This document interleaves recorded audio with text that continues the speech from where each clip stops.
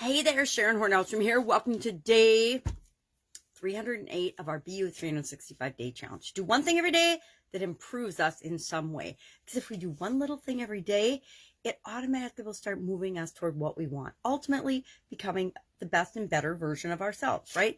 And when we break things down and we take them and make them into itty bitty pieces, it's easy to do one thing every day, right? If we think about some of the things we want, we get overwhelmed and we can't even take a step toward it because we talk ourselves out of it thinking it's too big, we don't deserve it, we can't have it, we won't make it happen, etc.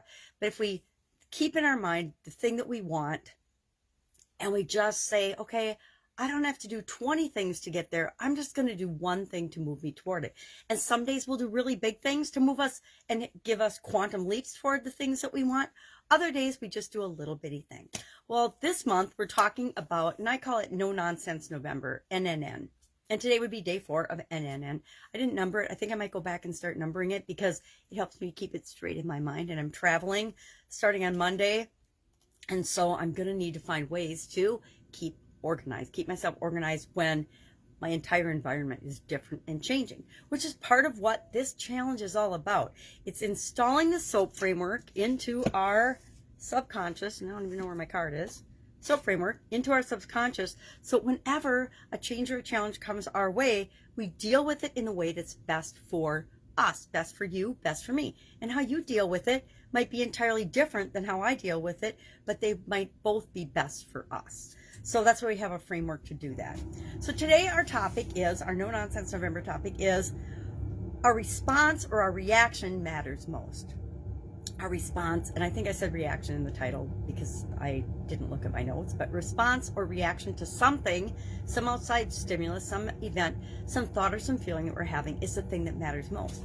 And how do we go about, and I'm gonna admit right now, yesterday I totally blew this. I had a reaction and a response to a person that triggers me, and I know they trigger me, yet I failed epically and responded in ways that I didn't feel good about, right? Obviously I didn't feel good about it because I'm still thinking about it this morning. I thought about it and I'm like, dang, that's not like me. Why did I react that way? And it's because it's easy for us to fall into old patterns of behavior, especially with people that we've got a lot of history with. And this person I've got a lot of history with.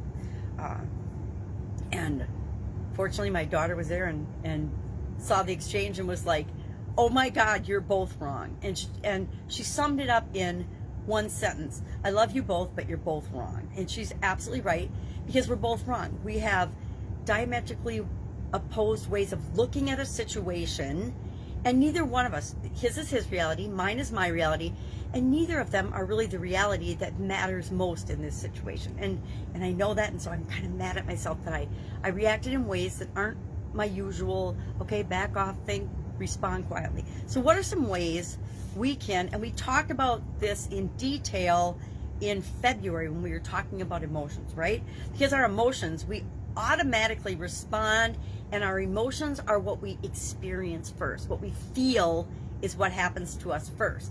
And if we can back them down somehow or think about and add thinking to our emotion, we usually will have a better reaction, a better response than if we just blow up and react, right?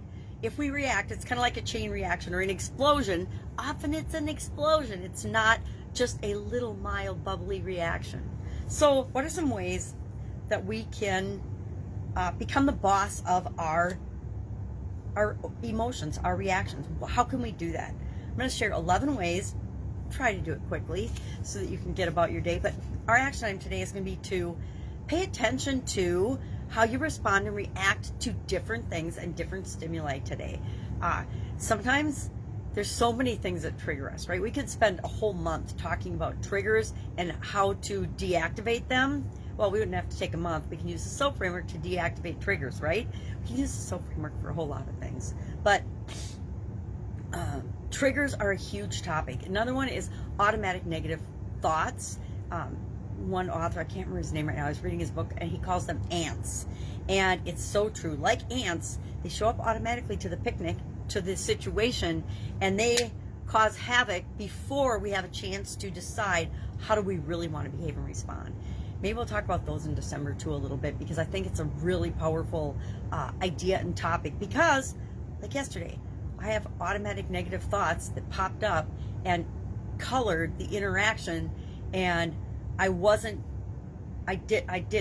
am capable of doing it, but I wasn't able to, in that situation, add thinking to the emotion soon enough to make sure the reaction wasn't an explosion or a negative reaction. So what are some ways we can make sure that we're adding thinking to the instant emotion? Because emotions and feelings are instantaneous. We don't even, we think we can stop them, but they happen anyway. I mean, how many times are you going about your day and all of a sudden something just makes you smile, or something just makes you sad, or something makes you remember an event from your past, or the way you want things to be, etc. And you have an immediate emotional response. But we're talking about how do we act and behave based on that versus just responding. So number one, we want to take a look, and we're going to do this today, at the impact that our responses have on others. I tend to get excited really quickly, especially when I think that my kids or my granddaughters are in danger in some way, shape, or form, or they could get hurt, right? I definitely overreact to that. I still do. I don't know why. When my kids were little, I was terrible. Then as they got bigger, I was pretty good about it, and giving them free rein and more leeway. And now that I've got granddaughters again, I'm right back to the crazy mom, worry about them getting hurt, or, and I believe we do things, as long as we don't do irreparable damage to ourselves, we're okay. But things have happened to me and others that have negatively impact them for the rest of their life. And I guess that's where that little sense of paranoia comes from. So number one, take a look at the impact that your response and your reactions are having on other people or on situations around you. Is it the response you want? If it is, okay, continue to behave that way and react that way. If it's not, what is another way you could possibly respond? And we can only do this after we've already had a situation we can learn from, right? Like, the only time I can review this and think about it is after I mess up like I did yesterday, right? The only time I can say, okay, that response was not, and the reaction that I got wasn't what I intended when I first started reacting. So what could I do differently next time to help the interaction go in a more positive way? Number two, aim for regulation, not repression, right? We cannot really repress all of our feelings and all of our emotions. They're going to pop out sometime or other. When my father died, I didn't purposefully repress my sadness, but I inadvertently repressed my sadness for years. And every once in a while now, it will just pop out.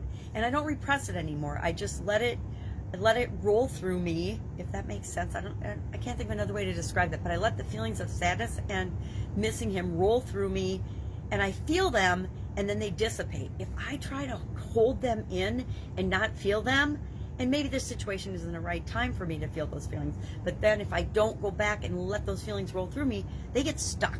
Emotions get stuck in our bodies. I didn't used to believe that, but I absolutely believe that. I think that if we are not the way we want to be in every area and aspect of our life, it's because we've had experiences, things that we've held inside and not let out. That's just my belief. Number three, identify what you're feeling. Identify when you first start feeling something. Sometimes just by naming it, it helps us to get a little more control. The act of naming it slows down our automatic reaction, right? If I am in a situation and I feel a certain way, and I'm like, oh, that makes me feel uneasy, that makes me feel scared. If I name it and label it, then I can react in a way that's appropriate for the situation. Number four, I need a magnifying glass. Accept your emotions, all of them. And I was just talking about this a little bit.